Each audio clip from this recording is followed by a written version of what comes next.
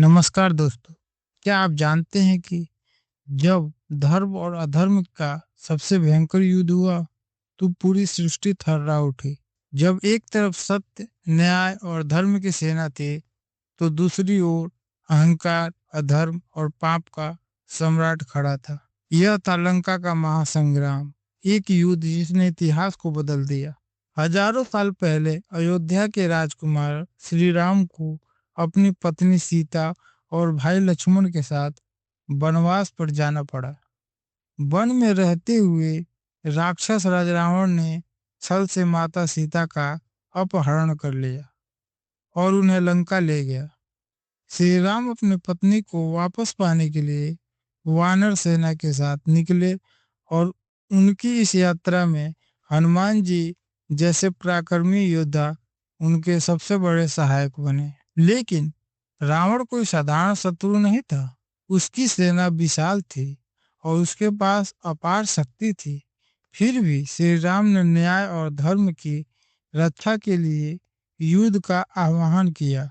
रावण ने मायावी रूप धारण कर माता सीता को छल से अपहरण कर लिया और अपने पुष्पक विमान में लंका ले गया। वहां उसने सीता को अपने महल में रखने के बजाय अशोक वाटिका में बंदी बना दिया।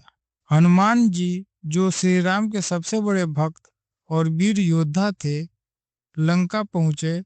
उन्होंने माता सीता को ढूंढकर बताया कि श्री राम उन्हें जल्द ही मुक्त कराएंगे। लेकिन जब रावण का इसका पता चला तो उसने हनुमान जी को बंदी बना लिया और उनकी पूंछ में आग लगवा दी। तब हनुमान जी ने पूरी लंका में आग लगा दी और फिर श्री राम के पास लौटकर लंका का हाल बताया। श्री राम ने वानर सेना सुग्रीव और उनकी सेना के सहयोग से युद्ध की तैयारी की। वानर योद्धाओं में अंगद, नल, नील, जामवंत और अन्य वीर शामिल थे। जब लंका जाने का मार्ग कठिन था तब नल नील ने समुद्र पर पत्थरों से सेतु बनाया, जिसे आज राम सेतु के नाम से जाना जाता है। उधर रावण को जब श्री राम की सेना के आगमन का समाचार मिला तो उसने अपने सेनापति पुत्र इंद्रजीत और भाई कुंभकर्ण को युद्ध के लिए तैयार किया। रावण को अपनी शक्ति पर पूर्ण विश्वास था, लेकिन उसे यह अहंकार ले डूबने वाला था। श्री राम ने युद्ध से पहले रावण को आखिरी अवसर दिया और कहा, यदि तुम माता सीता को लौटा दो तो यह रक्तपात टल सकता है। लेकिन रावण ने इस प्रस्ताव को ठुकरा दिया और युद्ध की घोषणा कर दी। युद्ध के पहले ही दिन वानर सेना ने राक्षसों पर आक्रमण कर दिया। वानरों ने बड़ी संख्या में राक्षसों को मार गिराया, लेकिन इंद्रजीत की माया के कारण वे भारी क्षति उठाने लगे। हनुमान जी ने दूसरे दिन युद्ध में उतरकर राक्षसों का संहार किया।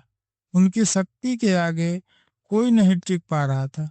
लेकिन तभी कुंभकर्ण मैदान में आया और वानर सेना को भारी क्षति पहुंची।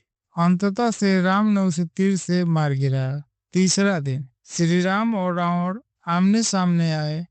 रावण ने अपने 10 सिरों से भयंकर युद्ध किया, लेकिन श्री राम के बाणों के आगे वो टिक नहीं पाया। चौथा दिन इंद्रजीत ने अपनी मायावी शक्तियों से नागपाश चलाया, जिससे लक्ष्मण मूर्छित हो गए। वानर सेना हताश हो गई। तभी हनुमान जी संजीवनी बूटी लेकर आए और लक्ष्मण पुनः जीवित हो उठे। अब इंद्रजीत का अंत निश्चित था। लक्ष्मण ने उसका वध कर दिया। अंतिम युद्ध। अब युद्ध का निर्णायक क्षण आ चुका था। श्री राम ने रावण के हर सिर को काट दिया, लेकिन वे बार बार पुनः उग जाते। तब विभीषण ने बताया कि रावण की अमरता का रहस्य उनकी नाभि में था।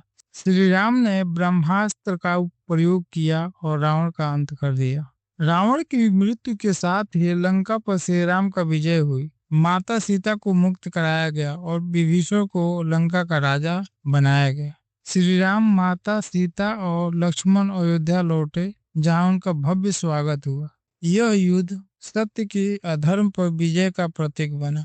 लंका का महासंग्राम हमें सिखाता है कि अहंकार और अधर्म का अंत निश्चित ही है। यह युद्ध यह भी दर्शाता है कि सच्चे साहस, बलिदान और भक्ति से असंभव भी संभव हो सकता है।